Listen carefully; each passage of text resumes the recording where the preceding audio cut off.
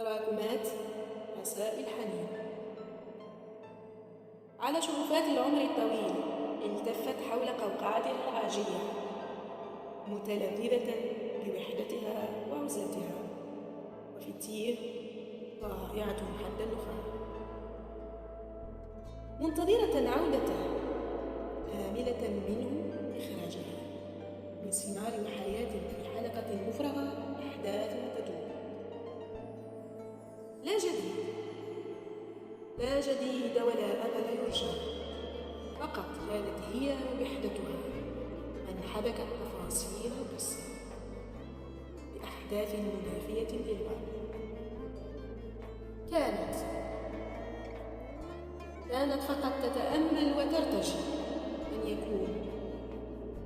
أن يكون هو ذاك الفارس الذي يمتطي الجواد الأبيض لينتزعها من براثن الوحدة، وأن يكون لها الفرح والسرور،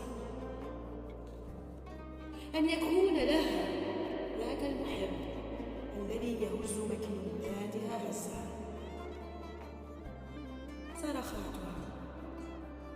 صرخاتها كانت تتعالى في صمت مطبق في موضع ألم لافح وظلام حالي يخنق كل شيء. جعلها تتمنى الرحيل قبل الرحيل، وتصرخ في وجه الأيام والمصير.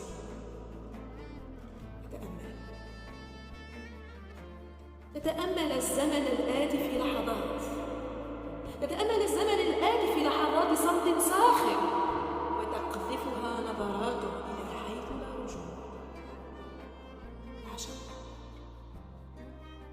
تعشقه هي، ويا ليتها لسرها هذا تبدو. ظلت مشاعرها الطريق والأفق في صمت يضيق. تعالت صرخاتها من جديد، وكانت كلها يقين أن بألم اشتياقها سبب. حين تخط همساتها ونزيف عشقها بين سطورها دافئ،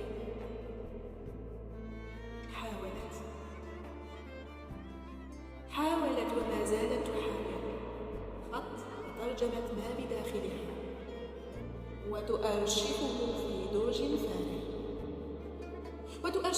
درج فارغ تراكمت فيه رسائل حنين وشوق لم ترسل.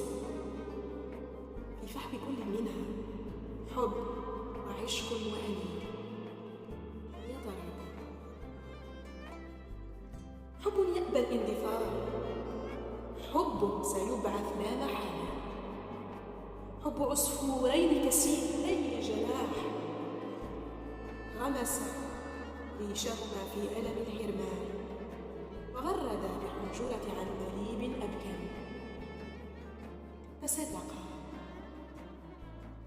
تسلق جدار الليل المستحيل، ومن حلم وردي هربا، وفي سجن واقع كبنا. هكذا شاءت الأقدار أن تلتقي